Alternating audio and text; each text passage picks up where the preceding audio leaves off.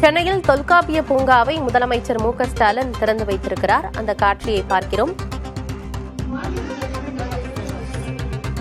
உடன் துணை முதலமைச்சர் உதயநிதி ஸ்டாலினும் திமுகவின் மூத்த நிர்வாகிகள், முக்கிய அமைச்சர்களும் உடன் இருக்கிறார்கள்.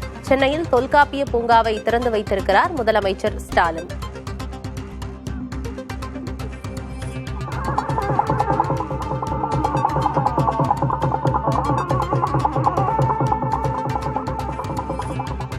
கடந்த 2011 ஆண்டில் முத்தமிழ் அறிஞர் கலைஞர் அவர்களால் திறந்து வைக்கப்பட்ட தொல்காப்பிய பூங்கா தற்போது சென்னை நதிகள் சீரமைப்பு அறக்கட்டளையின் மூலம் நவீன வசதிகளுடன் புதுப்பிக்கப்பட்டுள்ளது.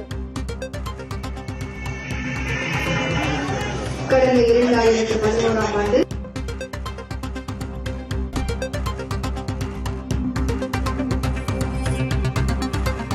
தகவல்களோடு செய்தியாளர் ரமேஷ் இணைந்திருக்கிறார். ரமேஷ், சென்னையில் தொல்காப்பிய பூங்காவை முதலமைச்சர் ஸ்டாலின் திறந்து வைத்திருக்கிறார். விவரம் என்ன? சென்னை நதிகள் சீரமைப்பு அறக்கட்டளை சார்பில் 42 கோடி ரூபாய் மதிப்பீட்டில் மேம்படுத்தப்பட்டுள்ள இந்த பூங்காவை முதலமைச்சர் திறந்து வச்சிருக்காரு. இந்த பூங்கா ஏற்கனவே பார்த்தீங்கன்னா 2011 ஆண்டு அப்போதைய முதலமைச்சர் கலைஞர் கருணாநிதியால் திறக்கப்பட்டது. கடந்த 11 ஆண்டுகளாக அது சரியாக பராமரிக்கப்படவில்லை என்று சொல்லி 2021 ஆண்டு ஜூலை மாதம் மீண்டும் இந்த பூங்காவை மேம்படுத்துவதற்காக திட்ட அறிக்கை தயாரிக்கப்பட்டது. இதுல பல்வேறு விதமான வசதிகள் செய்யப்பட்டிருக்கிறது. குறிப்பாக நவீன வசதிகளுடன் கூடிய புதிய நுழைவாயில், கண்காணிப்பு கோபுரம், பார்வையாளர் மாடம், குழந்தைகளுக்கான விளையாட்டு பகுதி உள்ளிட்ட பல்வேறு வசதிகள் செய்யப்பட்டிருக்கிறது. அது மட்டும் இல்லாம 58 ஏக்கர் பரப்பளவில் இருக்கக்கூடிய இந்த சென்னையுடைய மையப்பகுதியில் இருக்கக்கூடிய இந்த பகுதியில் அடையாறு ஆறுடைய ஒரு பகுதியும் இங்க இருக்கிறது. தண்ணீர் அலையாத்தி காடுகள் உள்ளிட்ட காடுகளும் இந்த பகுதியில் அதிக அளவில் வளர்ந்திருக்கின்றன. குறிப்பாக பல்லுயிர் பெருக்கத்திற்கு காரணமான விலங்குகள் இந்த பகுதியில் அதிக அளவில் வசிக்கின்றன. டிஜிஎஸ் தினகரன் சாலையின் குறுக்கே இருக்கும் குழாய் கால்வாய்க்கு பதிலாக 3 வழி கட்டக கால்வாய் இந்த பகுதியில் அமைக்கப்பட்டிருக்கிறது. சென்னை மாநகராட்சி இந்த பூங்கா மூலம் பாத்தீங்கன்னா ஏராளமான குறிப்பாக பார்வையாளர்கள் வரக்கூடிய நாட்களில் வருவார்கள் என்று சொல்லப்படுகிறது. அது மட்டும் இல்லாம இந்த பகுதியில ஒரு மேம்படுத்தப்பட்ட இந்த பட்டினப்பாக்கம் அந்த பஸ் ஸ்டாண்டு பக்கத்துல போற மாதிரி ஒரு பெரிய நடைமேடை கட்டப்பட்டிருக்கு. அதுல நம்ம சாலையில போறதை நேரடியாக பார்க்க முடியும். அது போன்ற ஒரு முக்கியமான வசதியும் இதில் செய்யப்பட்டிருக்கிறது.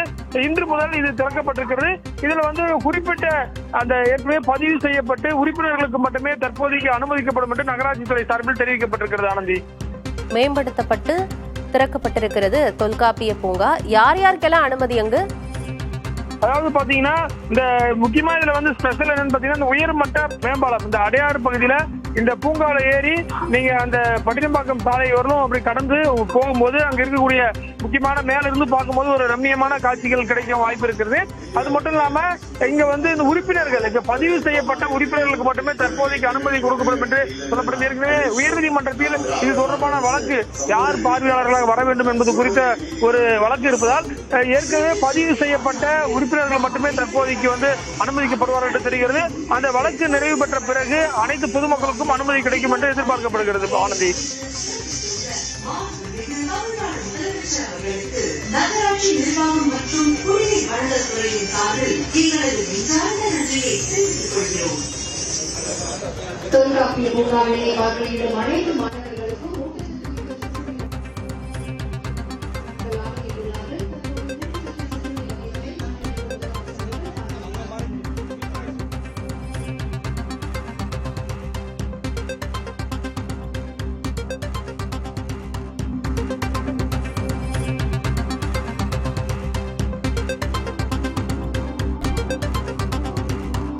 மாண்புமிகு தமிழ்நாடு முதலமைச்சர் அவர்கள் மாணவ மாணவிகளுக்கு ஊட்டச்சத்து சிற்றுண்டி வகைகளை வழங்குகிறார்கள்.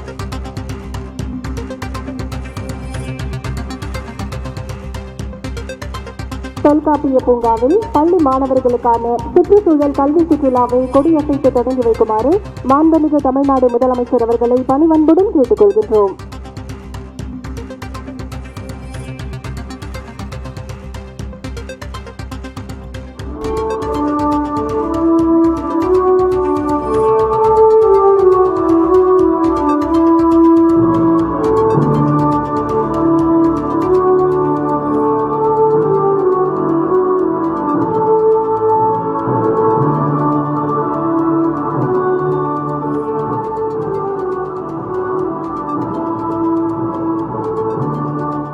தற்போது மாண்புமிகு தமிழ்நாடு முதலமைச்சர் அவர்கள் பள்ளி மாணவர்களோடு சிற்றுந்தில் பயணிக்க இருக்கிறார்கள்.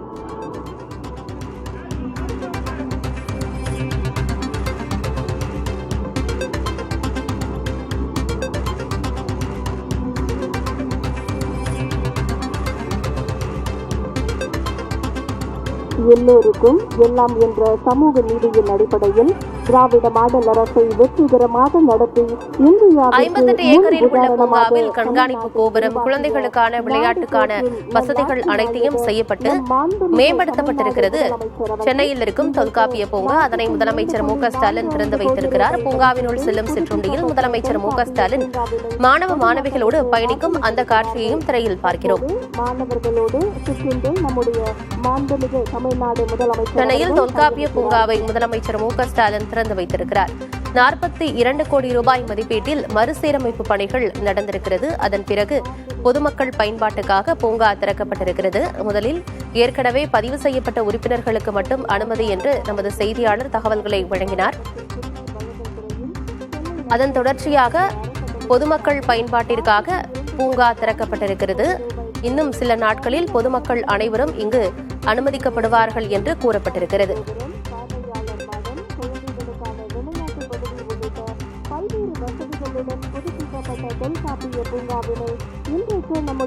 தகவல்களோடு செய்தியாளர் ரமேஷ் இணைந்திருக்கிறார். ரமேஷ், ஏற்கனவே பதிவு செய்யப்பட்ட உறுப்பினர்களுக்கு மட்டும்தான் அனுமதி அப்படின்னு சொல்லியிருந்தீங்க. இப்ப மீண்டும் உறுப்பினராக பதிவு செய்து அங்க செல்ல முடியுமா?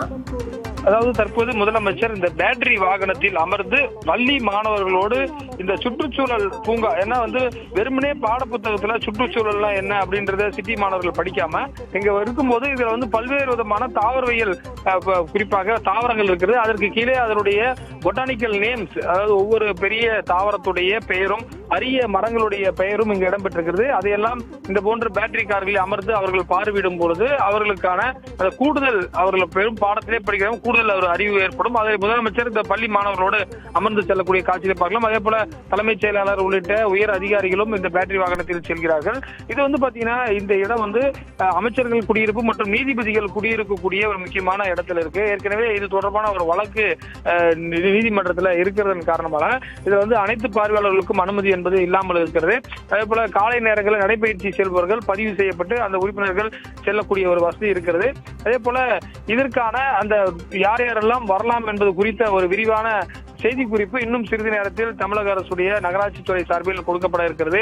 இது பாத்தீங்கன்னா ஏற்கனவே கடந்த திமுக ஆட்சியில் 2006-11 காலத்தில் கிட்டத்தட்ட ஒரு 1000 கோடி ரூபாய்க்கு மேல செலவு பண்ணாங்க. தற்போது மீண்டும் 44 கோடி ரூபாய் செலவு செய்யப்பட்டிருக்கிறது. அதுபோல் நடைபயிற்சிக்கு என்று தனியா ஒரு ரூட் கிட்டத்தட்ட ஒரு 33 கிலோமீட்டருக்கு நடைபயிற்சிக்கு மட்டுமே செய்யப்பட்டிருக்கிறது. அங்கங்கே கோபுரங்கள், அதாவது மரத்தை நம்ம கீழே இருந்து பார்க்காம ஒரு பெரிய கோபுரம், கொடைக்கானல், ஊட்டி போன்ற பகுதியில் இருக்குள்ள அது மாதிரி மேலே ஏறி பார்ப்பதற்கான வசதிகளும் இந்த தொல்காப்பிய பூங்காவில் ஏற்பாடு செய்யப்பட்டிருக்கிறது. இது அனைத்து பொதுமக்களுக்கும் விட வேண்டும் என்ற ஒரு கோரிக்கை இருக்கிறது. ஆனால் இதை அரசாங்கம் எப்படி பார்க்க போகிறது என்று தெரியவில்லை.